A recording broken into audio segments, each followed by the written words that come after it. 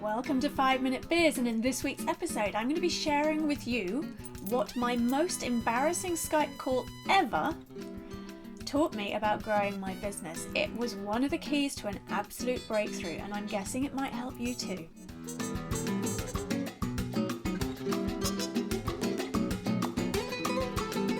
Hello, my name is Claire Yost. I'm a mentor to passionate world changers. I'm an NLP trainer, an author, a meditation teacher, and the founder of 5minute.biz.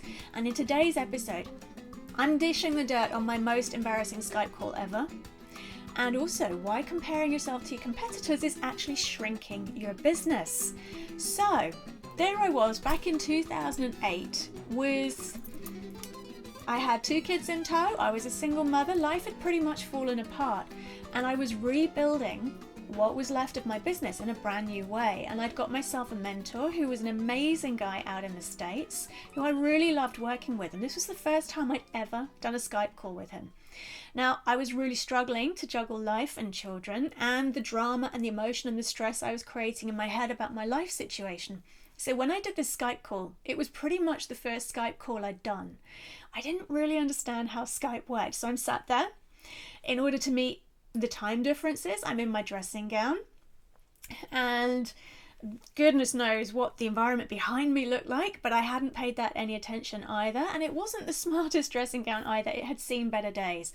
I had my babe in arms with me, and I was trying to keep him quiet during this call. I had the call effective. It was like me interviewing the mentor to see if we'd be a good fit to work together, and we were.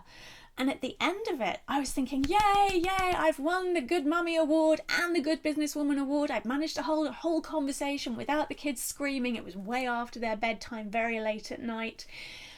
I felt so proud of myself for being able to get back into feeling like a grown-up and putting some of the stress behind me. It really threw me when this amazing guy in the States turned around and said, and I've been feeding my baby all the way through this call to try and keep him quiet. And this guy said, "Your baby is one of the cutest I've ever seen." The bottom fell out of my world. I had no idea I had my video switched on.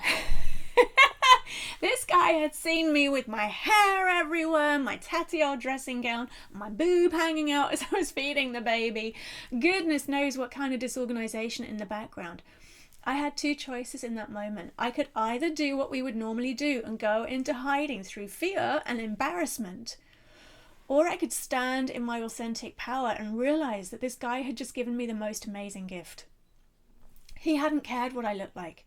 He didn't care how smart the background was. He didn't care what I was wearing. He didn't care that I was feeding a baby and juggling a motherhood and running a business. He cared about the fact I was passionate about making a difference in the world and that I wanted to work with him to help me do it. He accepted me in that moment completely and wholly for who I really am. And that is a gift we so rarely get from others, let alone give ourselves. When we're running our businesses, we spend most of our time comparing ourselves to others, whether it's our competitors through benchmarking or on Facebook, looking at people's Facebook threads going, "Oh, I wish I'd put that quote out." When you're comparing yourself to others, you're watching their journey, not yours, and you're going to miss your journey, your doors, your signposts, your opportunities. The likelihood when you're comparing yourself to others is it's going to be hitting the ego. You're either going to be feeling demoralized, depressed, less confident, and that will affect how you run your business, or you're going to be feeling pride and seniority and somehow being superior, and that's a pretty big ego response too.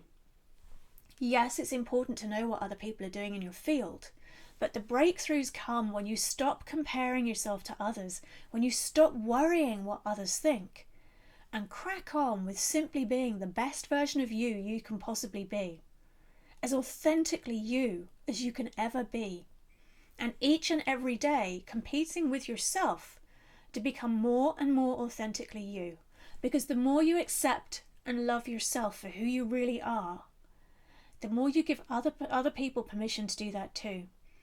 And it feels incredible when you do business with people who feel that way about you.